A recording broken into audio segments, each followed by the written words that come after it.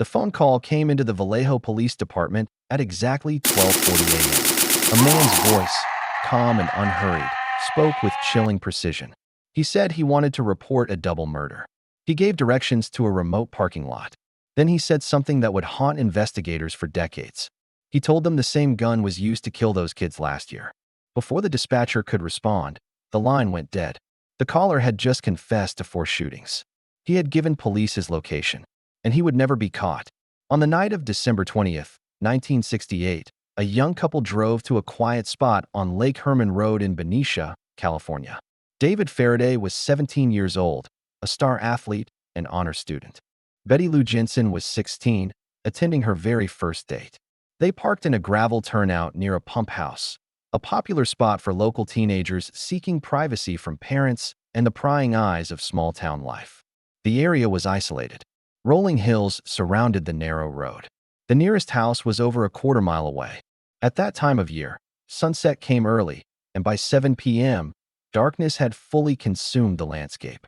For David and Betty Lou, this was supposed to be an innocent evening together. Instead, it became the first confirmed crime scene of a killer who would terrorize Northern California for years to come. A passing motorist discovered the scene just after 11 p.m. David Faraday lay on his back near the rear wheel of his mother's Rambler station wagon. He had been shot once in the head at close range. Betty Lou Jensen was found 83 feet away from the car, face down in the gravel. She had been shot 5 times in the back, struck in a tight pattern that suggested she had been running when the bullets found her. The physical evidence told a disturbing story. David's body position indicated he had been shot while attempting to exit the vehicle. The wound was contact or near contact, meaning the killer had pressed the gun directly against his skull. Betty Lou had somehow escaped the car and fled into the darkness before the shooter caught up with her. She had almost made it to the road. Detectives found 10.22 caliber shell casings scattered across the scene. The killer had used a J.C. Higgins Model 80 semi-automatic pistol. This was a common weapon sold at Sears stores across the country. Tracing it would prove nearly impossible. No witnesses came forward. No fingerprints were recovered. The only clue was a set of tire tracks near the Rambler, suggesting another vehicle had been present. But in 1968, forensic technology could offer little more. David Faraday died en route to the hospital. Betty Lou Jensen was pronounced dead at the scene. The motive remained completely unknown. Investigators initially theorized this might be a robbery gone wrong. But nothing had been taken. David's wallet remained in his pocket. Betty Lou's purse was undisturbed. The excessive violence, particularly the 5 shots fired into a fleeing teenage girl, suggested something far more personal, or far more random. The Benicia police canvassed the area for days. They interviewed classmates, family members, and anyone who might have held a grudge against either victim. Nothing emerged. David and Betty Lou had no enemies. They had no connections to drugs, gangs, or any criminal element. They were simply 2 teenagers on a first date in the wrong place at the wrong moment. 6 months passed. The case grew cold. Then on July 4th, 1969, another couple drove to another remote parking area in Vallejo, just 4 miles from the first murder scene. Darlene Farron was 22 years old, a waitress at a local coffee shop known for her vibrant personality and wide circle of friends. Mike Mageau was 19, a family friend who had known Darlene for years. That night, they drove to the Blue Rock Springs golf course parking lot around midnight. What should have been a quiet evening became the second attack in what would eventually be recognized as a serial murder spree. A car pulled into the lot and parked beside them. The driver sat there for several minutes, headlights blazing into their vehicle. Then the car drove away. Darlene and Mike relaxed, assuming it was either police or another couple seeking privacy. Minutes later, the same car returned. This time, the driver exited. He approached with a powerful flashlight, the beam blinding them through the window. Without warning, he opened fire. Mike Mageau was hit in the face, neck, and chest. Darlene Farron was struck 9 times at close range. The shooter walked back to his car, then paused. Hearing movement, he returned and fired again, shooting each victim 2 more times. The attacker drove away slowly, without apparent urgency or concern about detection. Witnesses at a nearby house reported hearing the gunshots, but assumed they were fireworks. It was, after all, Independence Day. Mike Mageau survived. Despite devastating injuries, he managed to crawl from the car and wave down a passing motorist. By the time police arrived, Darlene Ferrin had no pulse. She was pronounced dead at Kaiser Foundation Hospital at 12:38 a.m. 40 minutes later, the killer called Vallejo police and confessed. He connected himself to the Jensen and Faraday murders from the previous December. He described the weapon used. He gave precise directions to the crime scene. And then he hung up. The call was traced to a phone booth at the corner of Springs Road and Tuolumne Street. By the time officers arrived, it was empty. The booth was located directly outside the Vallejo Sheriff's Department. The killer had called from within sight of law enforcement. 3 weeks later, on August 1st, 1969, 3 newspapers received nearly identical letters. The San Francisco Chronicle, the San Francisco Examiner, and the Vallejo Times-Herald each opened envelopes containing handwritten confessions to both shooting incidents. Each letter included details only the killer could know, including the specific brands of ammunition used. But the letters contained something else. Something that would consume amateur and professional codebreakers for more than 50 years. Each newspaper received 1/3 of a 408-character cipher. The killer demanded that all 3 papers publish their portions on their front pages. If they refused, he wrote, he would go on a kill rampage Friday night, cruising around killing people until he had murdered a dozen. He signed the letters with a symbol that would become infamous, a circle with a cross through it, resembling crosshairs on a rifle scope. The newspapers faced an impossible choice. Publishing might encourage a copycat or satisfy a disturbed attention seeker. Not publishing might trigger the promised massacre. All 3 editors chose to print the ciphers. Within a week, the first cipher was solved. A high school teacher named Donald Hardin and his wife Betty cracked the code from their Salinas home. The message revealed the killer's twisted philosophy. He claimed that killing gave him the most thrilling experience, better than anything else. He wrote that the people he murdered would become his slaves in the afterlife. But crucially, the cipher did not contain his name. The killer had lied about its contents. On August 7th, another letter arrived at the San Francisco Examiner. This one began with 2 words that would define the case forever. Dear editor, this is the Zodiac speaking. The killer had named himself. He provided additional details about the Blue Rock Springs attack, including the specific ammunition he had loaded, Super X hollow points. He mocked police efforts to catch him, and he established a pattern that would continue for years. He was not content merely to kill. He needed to communicate, to taunt, to ensure the world knew exactly how clever he believed himself to be. On September 27, 1969, the Zodiac struck again. This time, his methodology changed dramatically. Brian Hartnell and Cecilia Shepard were college students enjoying a Saturday afternoon at Lake Berryessa in Napa County. They had spread a blanket near the shore, talking and relaxing in the warm September sun.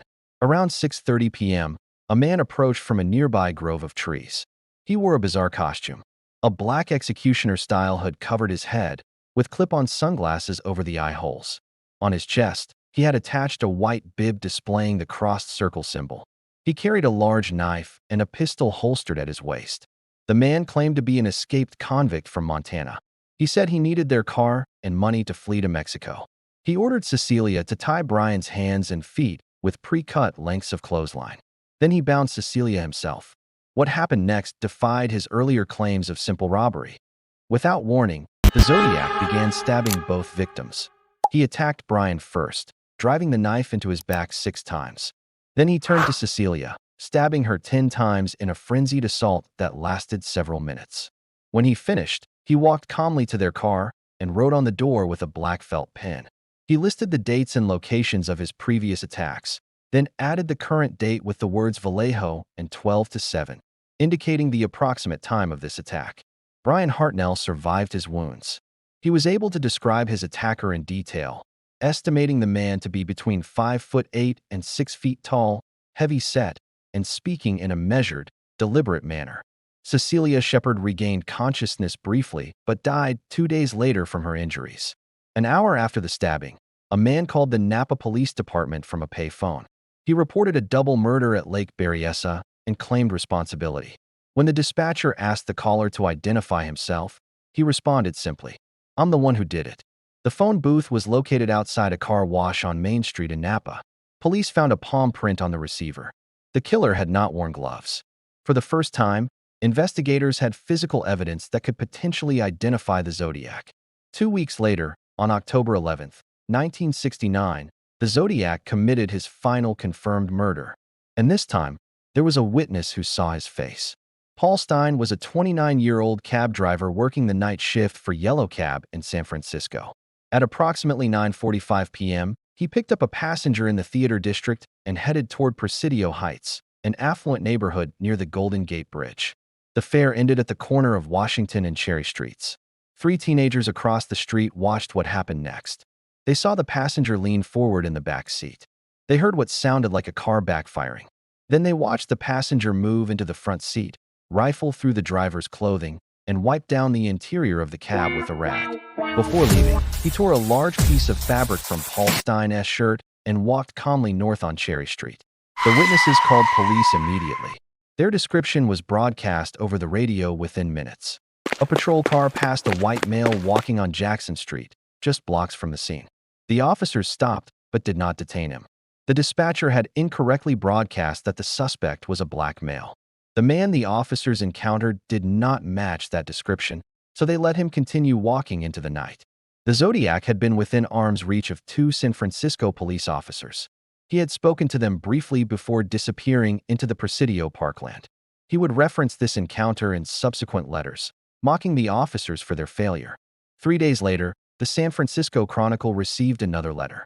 This one contained the bloody piece of Paul Stine's shirt as proof of authenticity. The Zodiac wrote that he was the same man who had shot the cab driver in the head last week. He criticized the composite sketch that had been released, calling it unflattering. And he made a threat that would terrify the entire Bay Area. He wrote that he was going to start targeting school children. He described using a rifle to shoot out the tire of a school bus, then pick off the kiddies as they come bouncing out. Parents kept children home from school. Police increased patrols. The region lived in fear. The investigation by this point involved multiple law enforcement agencies across 4 jurisdictions. Vallejo, Napa County, San Francisco, and Benicia all had pieces of the puzzle, but coordination was minimal. In 1969, there was no centralized database for comparing evidence. Each department maintained its own files, its own suspect lists, its own theories. Mike Mageau, the sole surviving witness from Blue Rock Springs, worked with police sketch artists to create a composite. His description of the shooter differed slightly from the Lake Berryessa witnesses and differed more significantly from the San Francisco teenagers. This was not unusual. Witnesses to traumatic events often recalled details differently, but it complicated efforts to develop a single accurate portrait. The Zodiac's letters provided both clues and misdirection. His handwriting was analyzed by experts who noted distinctive characteristics. His vocabulary suggested above-average intelligence, but not necessarily higher education. His knowledge of various subjects, including cryptography and weaponry, indicated wide reading and self-study. But the letters also contained potential deceptions. The Zodiac claimed to have killed more victims than police could verify. He took credit for bombings and disappearances with no evidence to support his claims. Was he inflating his body count to increase terror? Or were there genuinely undiscovered victims? The ciphers continued. On November 8, 1969, the Chronicle received a 340-character cipher that remains partially unsolved even today. The Zodiac claimed it contained his identity, writing that the police would have me if they could crack this. For over 50 years, amateur and professional cryptographers attempted to decode the message. It was not until December of 2020 that a team of 3 international codebreakers finally cracked the cipher, and it contained no name. The Zodiac had lied again. Throughout 1970, the letters continued. The Zodiac sent a diagram of a bomb he claimed to have built. He mailed pieces of Paul Stine's shirt with multiple correspondences. He referenced specific investigators by name and mocked their inability to identify him. He created elaborate greeting cards with threats and cryptic images. And he kept claiming new victims. Investigators developed a list of over 2,500 suspects. They interviewed persons of interest across multiple states.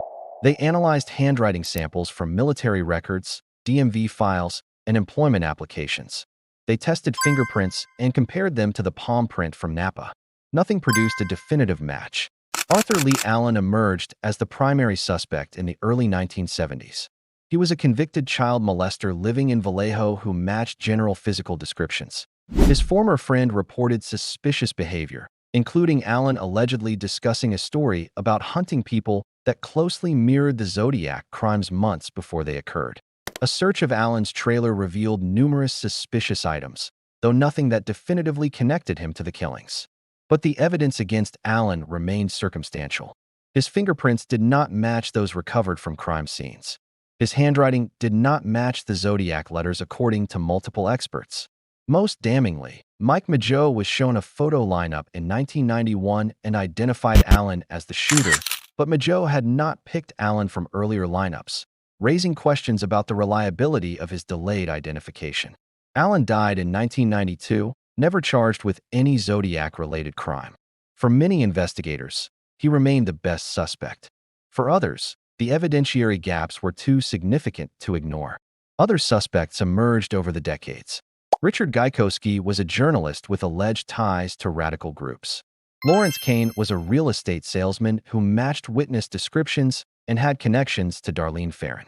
Ross Sullivan was a library employee who reportedly matched the Lake Berryessa attacker's build and exhibited disturbing behavior. Gary Francis Post was identified by a self-described team of investigators in 2021 based on supposed coded messages, though most experts dismissed these claims. Each suspect had advocates who could point to circumstantial connections. Each suspect had skeptics who could identify fatal flaws in the evidence. The investigation became a Rorschach test for theories about the Zodiac's identity. The final confirmed communication from the Zodiac arrived on January 29, 1974. It contained a quote from the Mikado, a Gilbert and Sullivan operetta, and the phrase Me 37, SFPD 0. The cross-circle symbol closed the letter. After that, silence. Did the Zodiac die?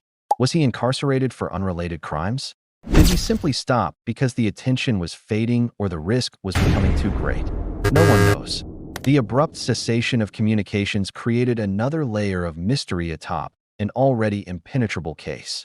The physical evidence that exists today includes fingerprints from the Stine cab, the palm print from the Lake Berryessa phone booth, DNA extracted from stamps and envelope flaps, and the blood-soaked piece of Paul Stine's shirt. Modern forensic technology has allowed investigators to develop potential genetic profiles, though contamination from decades of handling complicates interpretation. In 2018, investigators announced they had produced a DNA profile from one of the Zodiac letters. Genetic genealogy, the same technique that identified the Golden State Killer, offered new hope. But as of this recording, no definitive match has been announced. Either the Zodiac's family has not submitted samples to commercial databases, or the recovered DNA is too degraded to produce reliable results. The confirmed victim count stands at 5 dead and 2 wounded. David Faraday, Betty Lou Jensen, Darlene Ferrin, Cecilia Shepard, and Paul Stine were all killed within a 10-month period in 1968 and 1969. Mike Mageau and Brian Hartnell survived their attacks with permanent physical and psychological damage. But the Zodiac claimed 37 victims. Some investigators believe additional unsolved cases may be connected. The disappearance of Kathleen Johns in March of 1970 has been associated with the Zodiac, as Johns reported being kidnapped by a man matching his description. The murder of Sherry Jo Bates in Riverside in 1966 has been alternately linked and unlinked to the case based on letter analysis. At least a dozen other Northern California homicides from the era remain technically open, with the Zodiac as a possible perpetrator. What drove the Zodiac to kill? The question has occupied behavioral analysts for decades. His letters suggest a deep need for recognition and power. He demonstrated narcissistic traits, frequently praising his own cleverness and denigrating police intelligence. His elaborate codes and symbols revealed obsessive thinking and a desire to appear intellectually superior. The attack at Lake Berryessa revealed something different. The costume, the extended time spent with his victims before the stabbing, the methodical nature of the assault, all suggested someone who derived pleasure from control and terror beyond the act of killing itself.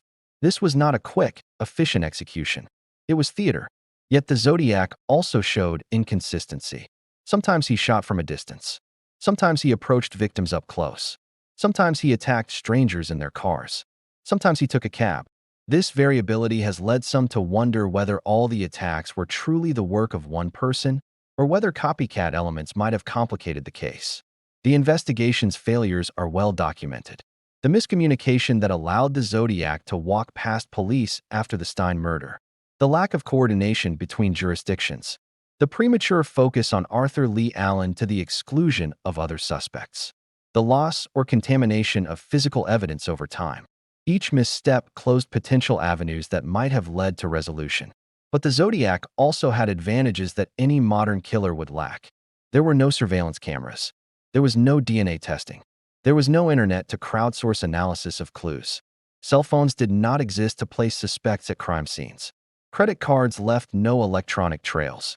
In 1969, a careful killer could operate with relative impunity. Today, the case remains open. The San Francisco Police Department, the Vallejo Police Department, the Napa County Sheriff's Office, and the FBI all maintain active files. Private investigators and amateur sleuths continue to submit tips and theories. Every few years, a new suspect is proposed with great fanfare, only to be eliminated by DNA or fingerprint comparison. The families of the victims have lived with this uncertainty for more than 5 decades. Betty Lou Jensen's siblings still hope for answers. Paul Stine's sister has participated in documentaries and public appeals. Mike Mageau has struggled with the psychological aftermath of his attack and the burden of being the only survivor who saw the killer's face. In the years since the Zodiac's final letter, forensic science has advanced exponentially. Cases from the same era have been solved using modern techniques. The Golden State Killer was identified through genetic genealogy in 2018 after a 40-year cold period. The identity of the boy in the box, unknown for 65 years, was revealed in 2022 using similar methods. The Zodiac case is a prime candidate for such a breakthrough. Yet no breakthrough has come. Either the evidence is too compromised, the killer's family line is unrepresented in genetic databases, or something about this case continues to defy resolution. The Zodiac killed 5 people whose only crime was being in the wrong place at the wrong time. He terrorized a region for years. He wrote letters that taunted the very officers trying to stop him. He created ciphers that took half a century to crack. And then he disappeared into a silence that has never been broken. Somewhere, the truth exists. It may be in an unexamined file in a police basement. It may be in a DNA sample waiting for the right comparison. It may be locked in the memory of someone who knew the killer but never came forward. Or it may have died with the killer himself. His identity is secret he took to a grave that has never been found. The families wait. The investigators wait. The public, fascinated by this strange theater of violence and communication, waits. And the crossed circle symbol, scratched in blood and ink across crime scenes and letters, endures as the signature of a man who killed for reasons he himself may not have fully understood. This is not the only case where a killer chose to communicate with the world. It is not the only case where investigators came close, but never close enough. And it is not the only case where the truth remains buried, waiting for someone to finally dig deep enough to find it. In file cabinets and evidence lockers across California, the fragments of this case continue to age. The photographs fade. The witnesses pass away. The physical evidence deteriorates. With each passing year, the odds of resolution diminish. But they have not reached zero. Not yet. Because sometimes, after decades of silence, the dead begin to speak. And sometimes, the people who knew the killer's secrets decide they can no longer carry the burden alone. The Zodiac case is not closed. It is waiting. And somewhere, whether in a database or a deathbed confession or an investigator's sudden insight, the answer continues to exist just beyond our reach.